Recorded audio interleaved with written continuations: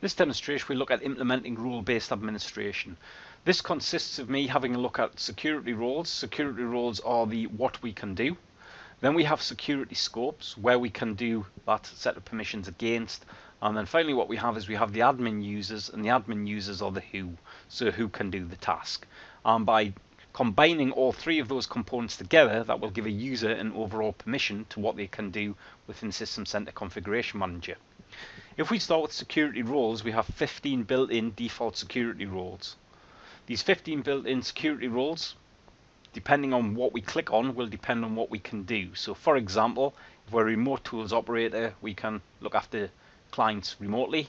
If we have a look up here in application author, we can author applications. The only one we're currently using is full administrator. And if we just look at the properties, what we have at this point here is we can see on the general page, full administrator can do near enough whatever they want. Admin users is the adatum/administrator account.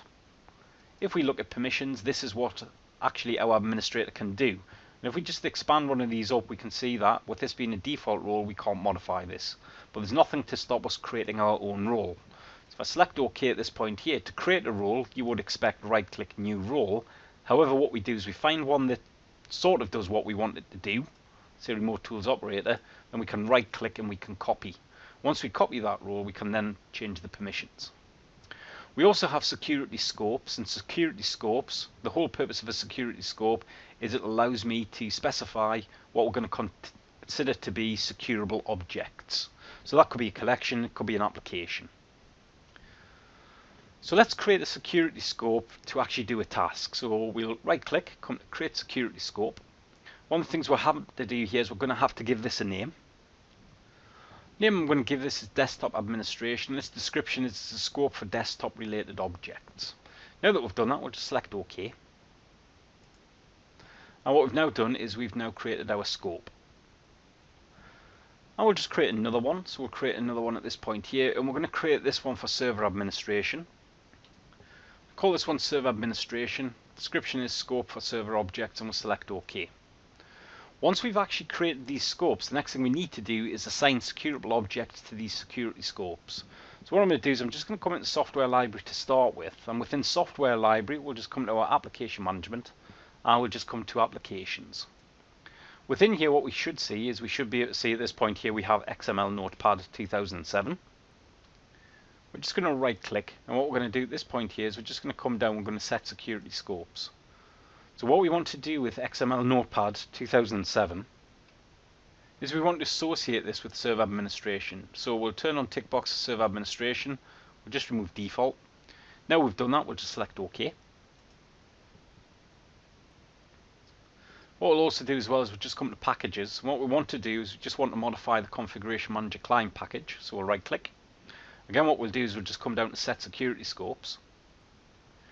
And what we'll do with this is we'll take away the default and we'll just associate that with desktop administration and select OK.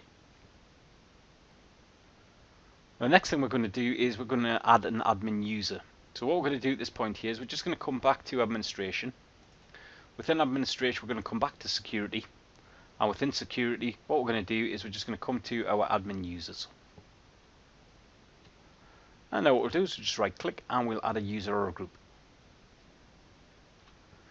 Under user or group name, we'll just browse through, and all we're going to do at this point here is just add in our desktop admins. So we'll select OK here. Then we've got our assigned security roles, so we'll select our add button. And what we're going to do at this point here is we're just going to make them operations administrator and select OK. Then what we need to do down at the bottom here is we now need to set up our security scopes and collections. And all we're going to do is select add. And what we'll do is we'll add a security scope, and in the case of our security scope what we'll do is we'll add our desktop administration scope. What we'll also add as well as a collection, and in the case of collection we'll go for device collections and we'll just go for London client and we'll select OK. And then what we'll do is we'll remove everything else, so we'll just come in here and we'll remove default, all users and user groups, and all systems. At this point here what we're saying is anybody in desktop admins will be a member of role operations administrator, and they can be an operations administrator against desktop administration scope. So anything secured with this, so in the case of this our package that we just created, and also as well London client, which is the collection. Once we've done all of that, all we'll do is we'll just select OK. We'll then just test this. So what we're going to do at this point here is we're just going to close down our Configuration Manager console. We're going to relaunch the configuration console.